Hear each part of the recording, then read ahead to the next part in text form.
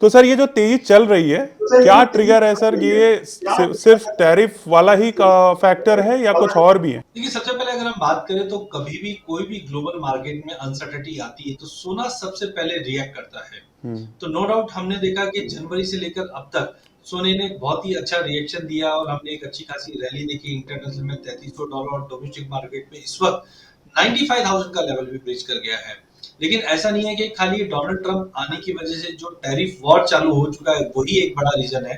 जी। अगर आप पिछले 4 साल में देखें, इनफैक्ट मैं आज एक डेटा देख रहा था जो बताता है 2022 से लेकर अब तक 4 साल के अंदर सोना डबल हो गया है। जी। बट ये डबल होने के 5-7 कारण था। सबसे पहले था कि कोविड के बाद से ही हमने देखा इकोनॉमी में स्लो डाउन या रिसेशन फियर बना हुआ था।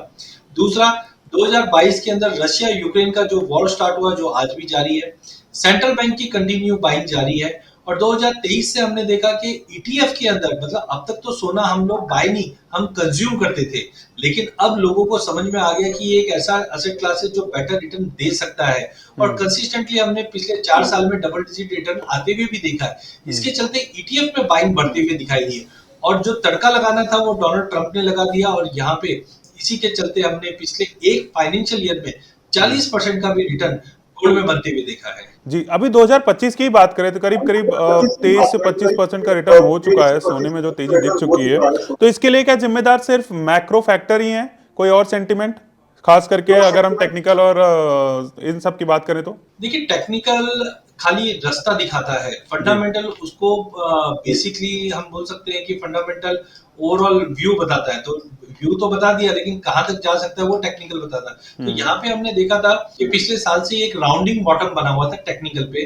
जो दिखा रहा था कि 3100 तक का लेवल दिखा देगा। तो फ्रेंकली मैं खुद उम्मीद कर रहा था कि 3000 से 3100 का लेवल दिखा देगा, बट इसके ऊपर जो चल रहा है आज $200 बढ़ चुका है। ये अब फंडामेंटल तेजी के और दिखा रहा है। हाँ, टेक्निकली अब थोड़ा सा डर भी लगने लग गया है बिकॉज मंथली चार्ट के ऊपर आरएसआई ओवरबॉट बन चुकी है और लग भी रहा है कि इतनी बड़ी जो रैली आई है, लगभग हम $2600 से वन साइडेड मार्केट $3300 तक आ चुका है। तो हो सकता है एक टेक्निकल करेक्शन भी मिल जाए अगर लड़ाई खत्म हो जाए या टैरिफ वॉर में जिस ढंग से डोनाल्ड ट्रंप अब थोड़ा सा एक कूलांट आता हुआ दिखाई दे रहा है, ऐसा कुछ होगा तो करेक्शन भी आ जाए। बट एज ऑफ नाउ जो सारे फैक्टर 2025 में आके लड़ाई है या जियोपॉलिटिकल टेंशन, सेंट्रल बैंक की बाइंग, ईटीएफ के ये सब चालू था, साथ में इक्विटी मार्केट में जो करेक्शन आया था, ये सब कारण की वजह से सोने में हमने 2025 के अंदर अब तक जनवरी से अभी तक करीबन 23% से ज्यादा की तेजी देख चुके हैं।